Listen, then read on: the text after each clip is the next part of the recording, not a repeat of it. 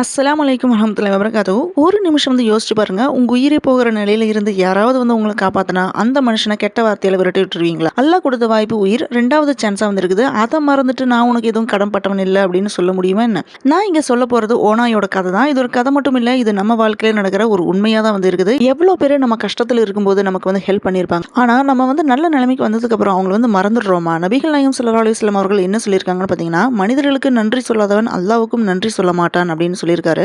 இந்த ஓநாய் மாதிரி நம்ம ஆகக்கூடாதுன்னா, இன்னைக்கு இந்த கதை மூலமா நம்ம மனசுக்கு ஒரு கேள்வி ஒன்று வரும். நன்றி இல்லாத மனசா இல்ல அல்லாஹ் விரும்புற நம்பிக்கையுள்ள மனசா அப்படின்றது இப்ப இந்த கதையோட உண்மையான அர்த்தத்துக்குள்ள நம்ம போய் பார்க்கலாம்.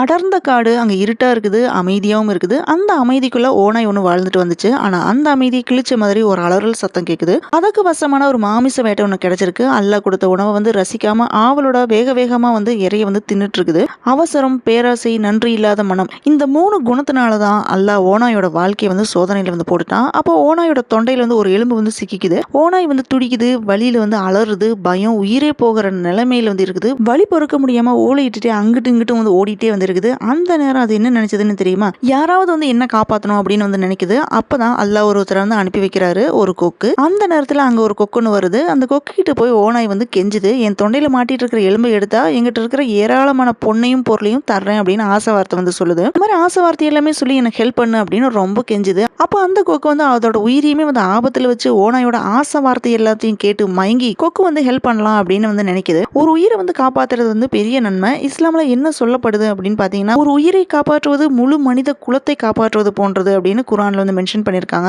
சோ அதே மாதிரி கொக்கு என்ன பண்ணுதுன்னு பாத்தீங்கன்னா, அதோட நீண்ட அலகை எடுத்து ஓநாயோட வாய்க்குள்ள வச்சு உயிரையும் ஆபத்தையும் பொருட்படுத்தாம எலும்பு உள்ளுக்குள்ள இருந்து எடுக்குது. அதுக்கப்புறம் என்ன நடந்துச்சுன்னு தெரியுமா? எலும்பு வெளியில வந்த உடனே பரிசு அப்படின்னு கேக்குது கொக்கு. ஓநாய் ஏளனமா சிரிக்குது. நான் உனக்கு பரிசு தரணுமா? உன்னை உயிரோட விட்டதே பெரிய விஷயம், ஓடிப்போ அப்படின்னு விரட்டுது. அதுக்கப்புறம் என்ன சொல்லுதுன்னு பாத்தீங்கன்னா, உன் கழுத்தை கடிச்சு கொல்லாம உயிரோட உன்னை விட்டதே பெருசு, மரியாதையா இந்த இடத்த விட்டு ஓடி போயிடு அப்படின்னு விரட்டி அடிக்குது. நன்றி இல்லாத ஓநாய்க்கு ஹெல்ப் பண்ணதே பாவம் அப்படின்னு திங்க் பண்ணிட்டு கொக்கு அதோட வழியில போயிடுது. இங்க இந்த கதை முடியறது இல்ல. இங்கதான் நம்ம வாழ்க்கைக்கான பாடமே ஆரம்பிக்குது. இஸ்லாமிய நெறி என்ன சொல்லுதுன்னு பாத்தீங்கன்னா, இஸ்லாம்ல ஷுக்குர், அதாவது நன்றி, ரொம்ப மிக உயர்ந்த பண்பா கருதப்படுது. குர்ஆன்ல கூட இது மென்ஷன் ஆயிருக்கு. நீங்கள் நன்றி செலுத்தினால் நிச்சயமாக நான் உங்களுக்கு அதிகரிப்பேன் அப்படின்னு மென்ஷன் ஆயிருக்கு. நன்றி இல்லாத மனம் குஃபார் அல் நியாமா, அல்லாஹ் கொடுத்த அருளை மறுக்கிறது மாதிரி தான். நபிகள் நாயகம் ஸல்லல்லாஹு அலைஹி வஸல்லம் அவர்கள் என்ன சொல்லியிருக்காங்க பாத்தீங்கன்னா, மனிதர்களுக்கு நன்றி சொல்லாதவன் அல்லாஹ்வுக்கும் நன்றி சொல்ல மாட்டான் அப்படின்னு அபுதாவுத் ஹதீஸ்ல மென்ஷன் ஆயிருக்கு. அதாவது ஒரு மனுஷன் செஞ்ச நன்மையை மதிக்காதவன் அல்லாஹ்வோட அருளையும் உணர மாட்டான். இந்த கதையோட உள்ளார்ந்த உண்மை என்னன்னு தெரிஞ்சுக்கிறதுக்கு முன்னாடி ஓநாய் செஞ்ச தப்பு என்ன அப்படின்னு தெரிஞ்சாதான் புரியும். பேராசை, பொய்யான வாக்குறுதி, ஹெல்ப் பண்ணவங்களை அவமதிக்கிறது, நன்றி இல்லாத மனம். கொக்கு செஞ்சது என்னன்னு பாத்தீங்கன்னா, ஒரு உயிர்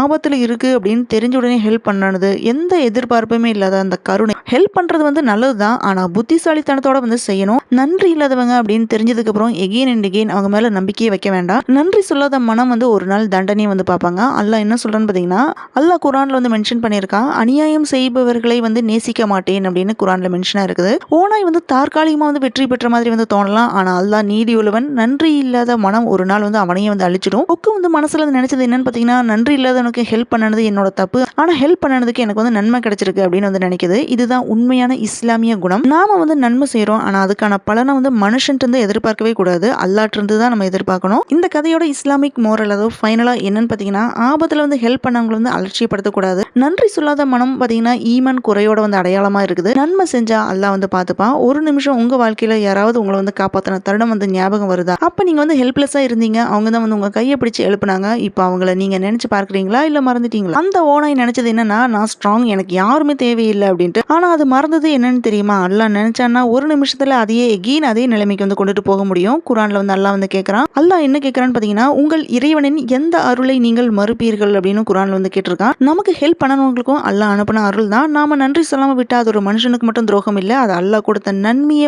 அலட்சியம் பண்றதுக்கு சமம் தான். ஒரு நாள் அந்த ஓநாய் மாதிரி நாம கஷ்டத்துல விழுந்தா அப்போ உதவ யாருமே வரலன்னா எப்படி இருக்கும்? ஏன்னா நம்ம நன்றி இல்லாத மனசு நம்மள தனியா விட்டுரும். நபிகள் நாயகம் ஸல்லல்லாஹு அலைஹி வஸல்லம் அவர்கள் என்ன சொன்னாங்கன்னா, மனுஷனுக்கு நன்றி சொல்லாதவன் அல்லாஹ்வுக்குமே சொல்ல மாட்டான் அப்படின்னு சொல்றாரு. இது ஒரு வார்னிங், இது ஒரு ரிமைண்டர். நன்றி சொல்றதுக்கு ஒரு வார்த்தை மட்டும் இல்ல, அது ஒரு ஈமான், ஒரு குணம், ஒரு பாதுகாப்பு, இப்படி சொல்லிட்டே போகலாம். இன்னைக்கு இந்த கதையை கேட்டதுக்கு அப்புறம் ஒரு மெசேஜ் அனுப்புங்க, ஒரு கால் பண்ணுங்க. உங்கள காப்பாத்தின ஒருத்தர்ட்ட வந்து சொல்லுங்க, ஜஸாக்கல்லாஹ் ஹைர். இல்லைன்னா நன்றி. ஏன்னா நன்றி சொல்ல மனசு இல்லாதவங்களா வந்து இருக்காதீங்க. அல்லாஹ் விரும்புற மனசா வந்து இருங்க. இது ஒரு கதை இல்ல. இது நம்ம வாழ்க்கைக்கு ஒரு மிரர் மாதிரி தான் வந்து இருக்குது. இந்த கதை உங்க மனசு வந்து கொஞ்சம் குலுக்கிருச்சுன்னா இது சாதாரண கதை இல்லைன்னு அர்த்தம். நன்றி இல்லாத மனசு எப்படி நம்ம ஈமான் வந்து பாதிக்குது, அல்லாஹ் பார்வையில நம்ம செயல்கள் எவ்வளவு முக்கியம்னு இன்னும் ஆழமா வந்து புரிஞ்சிருக்கும் அப்படின்னு வந்து நினைக்கிறேன். இந்த கதையோட முழு உண்மை, இஸ்லாமிய விளக்கம் எல்லாமே நம்ம வாழ்க்கையோட வந்து டைரக்டா வந்து கனெக்ட் ஆகும். எல்லாத்தையுமே கண்டிப்பா நீங்க வந்து புரிஞ்சிருப்பீங்க. அந்த லாஸ்ட் மெசேஜ் உங்க வாழ்க்கையை வந்து சேஞ்ச் பண்ற ரிமைண்டரா வந்து இருக்கலாம். ஒரு ரிமைண்டர் சம்டைம்ஸ் நம்ம வாழ்க்கையை வந்து காப்பாற்றும். இந்த கதை பத்தின உங்களோட கருத்துக்களை வந்து கமெண்ட் பண்ணுங்க. உங்களுக்கு யாராவது இந்த மாதிரி ஹெல்ப் பண்ணியிருக்காங்களா அப்படின்றதும் கமெண்ட்ல போடுங்க. ஜஸாக்குல்லாஹ் ஹைர்.